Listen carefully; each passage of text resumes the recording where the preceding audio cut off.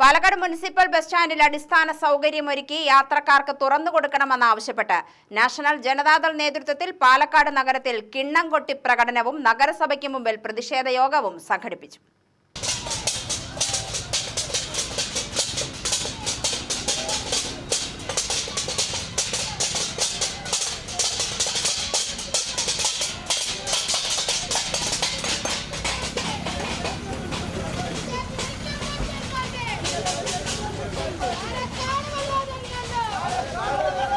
നഗരസഭയ്ക്ക് മുമ്പിൽ നടന്ന പ്രതിഷേധ യോഗം നാഷണൽ ജനതാദൾ ജില്ലാ കമ്മിറ്റി അംഗം KJ നൈനാൻ ഉദ്ഘാടനം ചെയ്തു.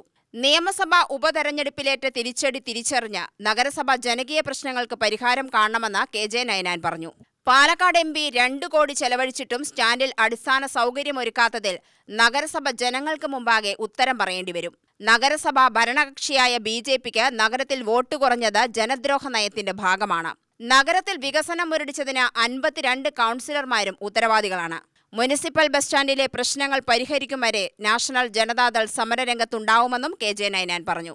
നീണ്ട സമരത്തിന്റെ പാരമ്പര്യം ഉൾക്കൊണ്ടുകൊണ്ട് ഇനിയും വരാൻ പോകുന്ന ദിവസങ്ങളിൽ സമരത്തിന് ഞങ്ങളെ വലിച്ച് ഇഴയ്ക്കരുത് എന്നുള്ള ഒരു അഭ്യർത്ഥനയോടുകൂടി പാലക്കാട് മുനിസിപ്പൽ ഭരണം ജനങ്ങൾക്ക് ഗുണകരമാകണമെന്നുള്ള ആ കാഴ്ചപ്പാട് നിങ്ങൾ ഉണ്ടാകട്ടെ എന്ന് മാത്രം ആശംസിച്ചുകൊണ്ടും നിങ്ങളുടെ ഭരണത്തിൽ ജനങ്ങൾ അസന്തുഷ്ടരാണെന്നുള്ളൊരു ബോധ്യം കഴിഞ്ഞ ഉപതെരഞ്ഞെടുപ്പിൽ നിങ്ങൾക്ക് നേരിട്ട് ബോധ്യപ്പെട്ടിട്ടുള്ളതാണ്.